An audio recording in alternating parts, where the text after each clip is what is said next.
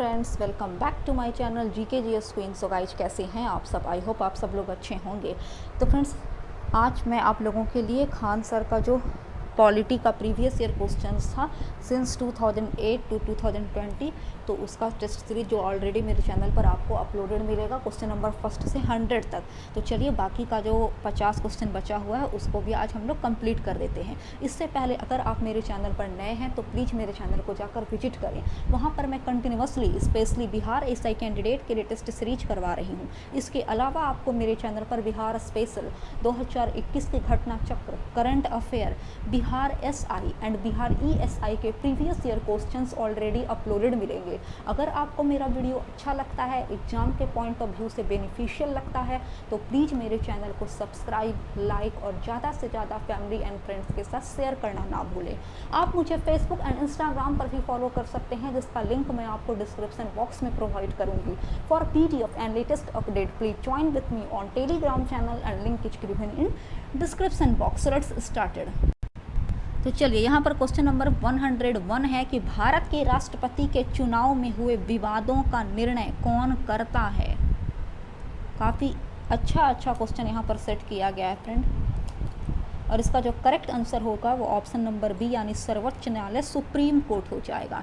और अगर आर्टिकल 71 की बात करें ना, तो इसमें यह वर्णन है कि राष्ट्रपति या उपराष्ट्रपति के निर्वाचन से रिलेटेड जितने भी विवाद उत्पन्न होते हैं ना, उसकी जांच कौन करता है, तो सुप्रीम कोर्ट करता है। नेक्स्ट है कि निर्विरोध निर्वाचित होने वाले भारत के प्रथम राष्ट्रपति कौन हैं। ऑप्शन डी नीलम संजीव रेड्डी, जो भारत के 6th प्रेसिडेंट हुए और वे निर्विरोध निर्वाचित हुए थे। चलिए, नेक्स्ट है कि राज्यसभा साधारण विधेयक को मैक्सिमम कितने टाइम तक लंबित कर सकती है। तो राज्यसभा साधारण विधेयक को अधिकतम 6 महीने तक लंबित कर सकती है, वहीं धन विधेयक को 14 दिनों तक मैक्सिमम लंबित कर सकती है। नेक्स्ट है कि भारतीय राज्यों का आज़ादी के बाद पुनर्गठन मुख्यतः किस आधार पर किया गया था।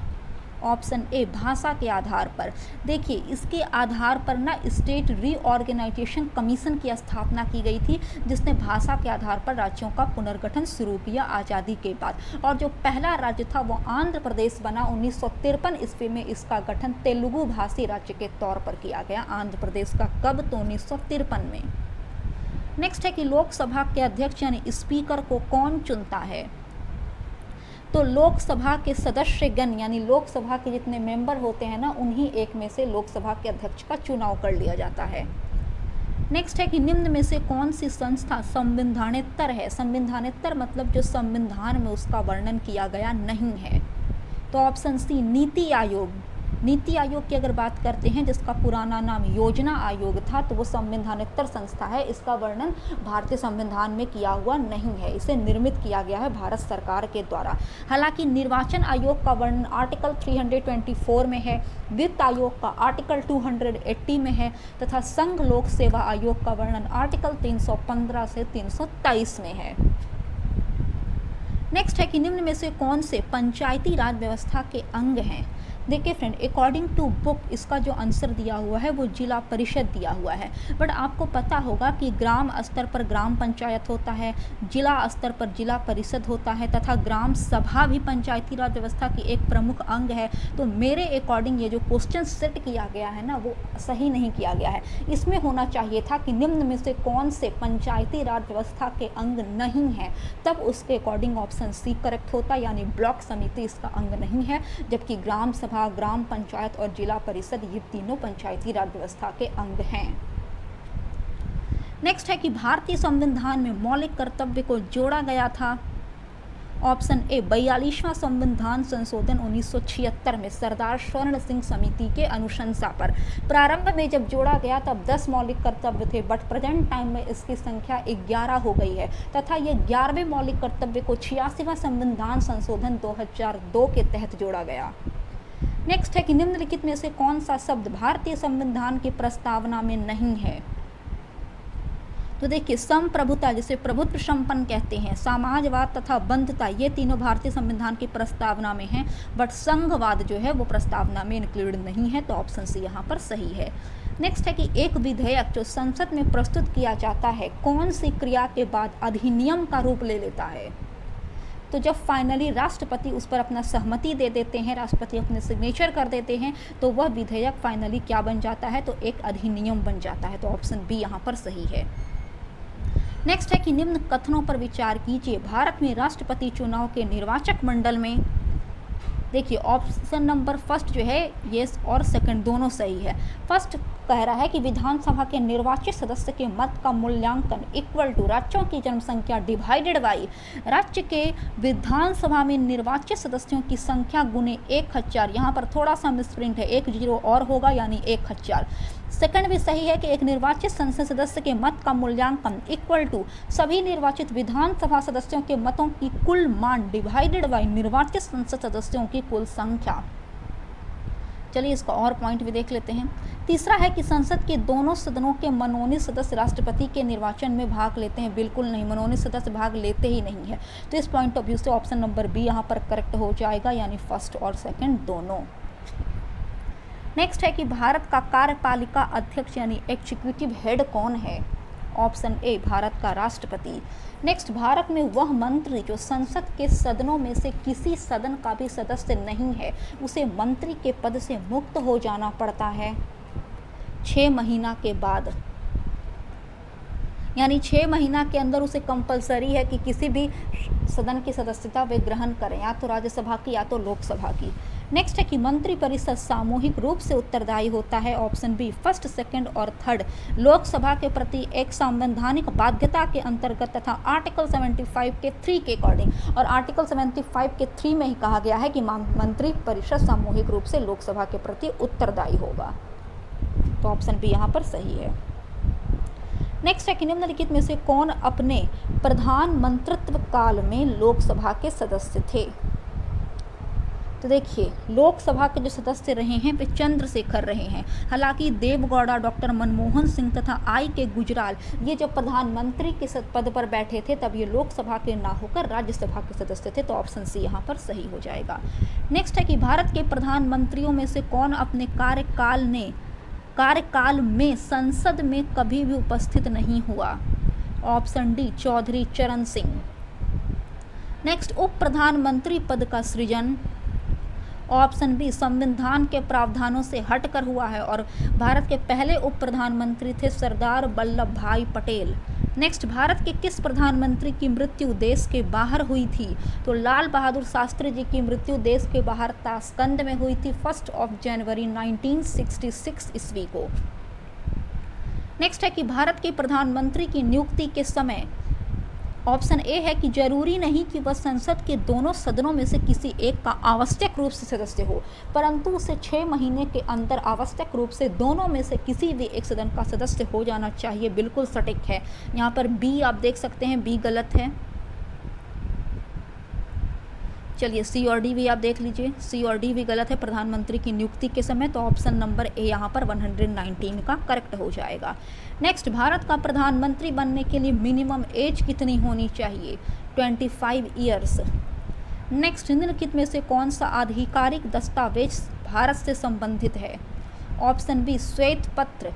श्वेत पत्र जो होता है ना, ये एक दस्तावेज होता है जो किसी भी जानकारी का सारांश होता है। नेक्स्ट, संघीय मंत्रिमंडल का पुनर्गठन किसकी रिपोर्ट पर आधारित था? ऑप्शन ए गोपाल स्वामी आयंकर के रिपोर्ट पर, एन गोपाल स्वामी आयंकर के रिपोर्ट पर आधारित था। और संघीय मंत्रिमंडल को इन्होंने प्रस्तुत किया था 1949 ईस्वी में। जो रिपोर्ट थी कब प्रस्तुत किया था? तो 1949 में। नेक्स्ट है कि भारतीय संविधान के किस आर्टिकल के अंतर्गत भारत के नियंत्रक एवं महालेखा परीक्षक की नियुक्ति होती है? आर्टिकल 148 के अकॉर्डिंग।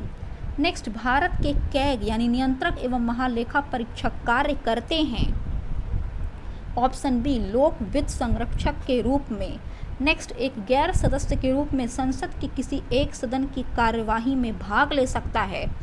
भारत का महान्यायवादी यानी अटॉर्नी जनरल ऑफ इंडिया, जिसका वर्णन आर्टिकल 76 में वर्णित है कि भारत का एक महान्यायवादी होगा जिसकी नियुक्ति कौन करेगा? तो राष्ट्रपति।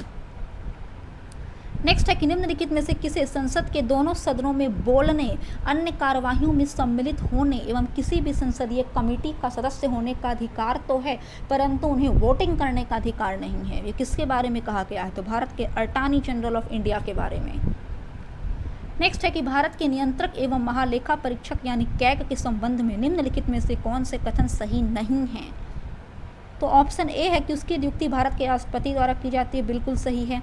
बी है कि कैग का कार्यकाल समाप्त हो जाने के बाद भी वह भारत सरकार के अधीन पद पर आगे और बने रहने के लिए पात्र होता है, ये बिल्कुल गलत है। इस पॉइंट ऑफ व्यू से ऑप्शन बी यहाँ पर करेक्ट हो जाएगा। जब इनकी कार्यकाल समाप्त हो जाता है कैग का, तो ये भारत सरकार के अलावा राज्य सरकार किसी भी पद पर ग्रहण करने के लिए पात्र नहीं रहते हैं।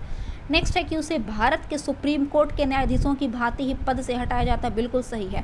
कैग का वेतन भारत की संचित निधि यानी भारतीय खजाना पर डिपेंड होता है, उसी से दिया जाता है, बिल्कुल सही है। तो 127 का correct answer option number B हो जाएगा। चलिए नेक्स्ट है कि लोकसभा के लिए चुनाव में निर्वाचित होने के लिए किसी व्यक्ति के लिए मिनिमम एज होनी चाहिए 25 ईयर्स और राज्यसभा के लिए 30 ईयर। नेक्स्ट, निम्नलिखित में से कौन लोकसभा के सत्र का अवसान करने के लिए प्राधिकृत है? ऑप्शन डी राष्ट्रपति। नेक्स्ट, संविधान का निम्न अनुच्छेद 82 के अकॉर्डिंग लोकसभा की सीटों का राज्य के मध्य आवंटन किसकी जनगणना के आधार पर है? ऑप्शन बी 1971 की जनगणना के आधार पर। नेक्स्ट, लोकसभा का पहला आम चुनाव कब हुआ था? ऑप्शन बी वर्ष 1952 ईस्वी में। निम्नलिखित कथनों पर विचार कीजिए, कौन से कथन सही हैं? तो ऑप्शन नंबर ए यानी केवल फर्स्ट सही है। फर्स्ट है कि केवल राज्यसभा में यह शक्ति निहित है कि वह यह घोषणा करे राज्य सूची में से किसी विषय के संबंध में राष्ट्रीय हित में संसद विधि बना सकती है, और इसका वर्णन कहाँ दिया गया है? तो आर्टिकल 249 में इसका वर्णन किया गया है। सेकंड पॉइंट है कि आपात की उद्घोषणा का अनुमोदन करने वाले संकल्प केवल लोकसभा द्वारा पारित किए जाते हैं, बिल्कुल नहीं, लोकसभा और राज्यसभा दोनों सदनों के द्वारा पारित किए जाते हैं। तो इस पॉइंट ऑफ व्यू से ऑप्शन नंबर ए यहाँ पर सही है। नेक्स्ट है कि भारत के राष्ट्रपति किसकी अनुशंसा पर लोकसभा को भंग कर सकते हैं? तो मंत्रिपरिषद की अनुशंसा पर। नेक्स्ट है कि लोकसभा के अध्यक्ष अपना त्याग पत्र संबोधित करता है। ऑप्शन सी लोकसभा के उपाध्यक्ष को, और लोकसभा का जो उपाध्यक्ष होता है वो किसे संबोधित करता है? तो लोकसभा अध्यक्ष को। नेक्स्ट है कि राष्ट्रपति द्वारा राज्यसभा में कितने व्यक्ति मनोनीत किए जाते हैं? तो कुल 12 व्यक्ति जो शिक्षा, साहित्य, कला के क्षेत्र में उत्कृष्ट स्थान पर रहते हैं। नेक्स्ट है कि निम्नलिखित कथनों पर विचार कीजिए, पढ़िए एक करके कौन से सही हैं। तो पहला है कि संघ राज्य क्षेत्रों का राज्यसभा में प्रतिनिधित्व नहीं होता, ऐसी बात नहीं है, प्रतिनिधित्व होता है, जैसे दिल्ली, पुदुचेरी, जम्मू कश्मीर वगैरह का प्रतिनिधित्व है। उसके बाद आ जाएंगे कि निर्वाचन झगड़ों का निर्णय करना मुख्य निर्वाचन आयुक्त के अधिकार क्षेत्र में है, गलत बात है। तीसरा पॉइंट है कि भारत के संविधान के अकॉर्डिंग संसद में केवल लोकसभा और राज्यसभा होती है, जी नहीं, संसद 3 चीज़ों से मिलकर बनी होती है, चीज़ पहले भी मैं बतला चुकी हूँ, राज्यसभा, लोकसभा तथा राष्ट्रपति। तो ये तीनों के तीनों कथन यहाँ पर रॉन्ग हैं। तो इस पॉइंट ऑफ व्यू से ऑप्शन नंबर डी यहाँ पर करेक्ट है, यानी कोई भी नहीं। कह रहा है कि उपयुक्त में से कौन से कथन सही हैं? तो कोई भी नहीं, सब के सब गलत हैं। नेक्स्ट है कि भारतीय संविधान के अंतर्गत निम्नलिखित में से कौन सा आर्टिकल संसद को राज्य सूची के विषय में संबंध में विधि बनाने की शक्ति प्रदान करता है? Option D article 249। आर्टिकल 249 जो है ना, वो राज्यसभा अपने प्रेजेंट और मत देने वाले सदस्यों के 2/3 बहुमत से प्रस्ताव करे कि राष्ट्रीय हित में यह आवश्यक है, तो संसद राज्य सूची में दिए गए विषयों पर कानून बना सकती है। नेक्स्ट है कि भारत में संसद मिलकर निर्मित होती है, अभी मैं जस्ट बतलाई हूँ, फर्स्ट, सेकंड, 3 राष्ट्रपति, राज्यसभा तथा लोकसभा से। नेक्स्ट, अध्यक्ष सदन के किसी भी सदस्य के बोलने से रोक सकता है, अध्यक्ष जो है, और अन्य किसी सदन को बोलने दे सकता है। यह घटना क्या कहलाती है? तो बैठ जाना, यानी यील्डिंग द फ्लोर। राजनीतिक शब्दावली में शून्यकाल यानी 0 आवर का अर्थ है। ऑप्शन डी प्रश्न उत्तर सत्र। देखिए, प्रश्न काल के बाद का जो समय होता है ना, उसे 0 आवर कहते हैं। ये तकरीबन दोपहर 12 बजे से 1 बजे तक 1 घंटे के दरमियान चलता है, और इस पर तुरंत कार्यवाही संसद चाहता है, कोई प्रश्न उठाता है और तुरंत कार्यवाही चाहता है, तो इसी को ही शून्यकाल कहा गया है, यानी प्रश्न उत्तर सत्र। नेक्स्ट है कि निम्नलिखित कथनों में से कौन से कथन सही नहीं है। तो ऑप्शन नंबर बी यानी धन विधेयक की शुरुआत राज्यसभा में होती है, बिल्कुल नहीं। धन विधेयक की शुरुआत लोकसभा में होती है और धन विधेयक का वर्णन आर्टिकल 110 में वर्णित है। ए, सी और डी आप देख सकते हैं, ये सब सही है। नेक्स्ट है कि निम्नलिखित में से कौन सी एक सबसे बड़ी संसदीय समिति है। ऑप्शन बी प्राक्कलन समिति, जिसका गठन 1950 ईस्वी में वित्त मंत्री जॉन मथाई ने की थी, जो उस समय के वित्त मंत्री थे। संसद के माध्यम से सरकार द्वारा प्राप्त किए गए धन के व्ययों के अनुमान की जांच पड़ताल करती है यह प्राक्कलन समिति। निम्नलिखित में से कौन सा सूचना का अधिकार अधिनियम 2005 से संबंधित है। तो ऑप्शन सी नामित शर्मा बनाम भारत संघ। नेक्स्ट, सरकार ने अनुसूचित क्षेत्रों में पंचायत विस्तार यानी पीसा अधिनियम को 1966 ईस्वी में अधिनियमित किया। निम्नलिखित में से कौन सा एक उसके उद्देश्य के रूप में अभिज्ञात नहीं है। तो ऑप्शन सी जनजातीय क्षेत्रों में स्वायत्त क्षेत्रों का निर्माण करना। नेक्स्ट, सुप्रीम कोर्ट में तदर्थ न्यायाधीश यानी एडहॉक जज की नियुक्ति होती है जब। ऑप्शन डी न्यायालय के किसी भी सत्र के लिए न्यायाधीशों का जो गण पूर्ति यानी कोरम होता है ना, वो नहीं हो पाता है, तो उस कंडीशन में दूसरे कोर्टों से न्यायाधीश को लिया जाता है, जिसे ही एडहॉक न्यायाधीश कहते हैं। नेक्स्ट है कि राज्यपाल किसके प्रति उत्तरदायी होता है। तो ये राष्ट्रपति के प्रति उत्तरदायी होता है, क्योंकि राष्ट्रपति ही राज्यपाल की नियुक्ति करता है और राज्यपाल अपना जो त्याग पत्र होता है ना, वो राष्ट्रपति को ही देता है। नेक्स्ट है कि उच्च न्यायालय के सेवानिवृत्त जज की पेंशन कहाँ से दी जाती है। तो भारत की संचित निधि से। नेक्स्ट, किस आयोग ने अस्थाई अंतर्राज्यीय परिषद, जो अंतर सरकारी परिषद के नाम से जानी जाती है, की स्थापना का समर्थन किया। किस आयोग ने। तो सरकारी आयोग ने। योजना आयोग की स्थापना कब की गई थी। तो प्लानिंग कमीशन की अगर बात करते हैं तो इसकी स्थापना 15 मार्च 1950 ईस्वी को की गई थी। अब लास्ट क्वेश्चन नंबर 150 है कि यदि किसी राज्य विधानसभा के निर्वाचन में निर्वाचित घोषित होने वाले प्रत्याशी अपने निक्षिप्त राशि यानी जमानत राशि खो देता है तो उसका अर्थ क्या है। तो ऑप्शन डी निर्वाचन लड़ने वाले प्रत्याशी की संख्या बहुत अधिक थी। तो फ्रेंड्स, आई होप आपको मेरा आज का वीडियो यूजफुल लगा हो। अगर आपको मेरा वीडियो अच्छा लगता है तो प्लीज़ मेरे चैनल को सब्सक्राइब, लाइक और ज़्यादा से ज़्यादा फैमिली एंड फ्रेंड्स के साथ शेयर करना ना भूलें। तब तक के लिए जय हिंद, जय भारत।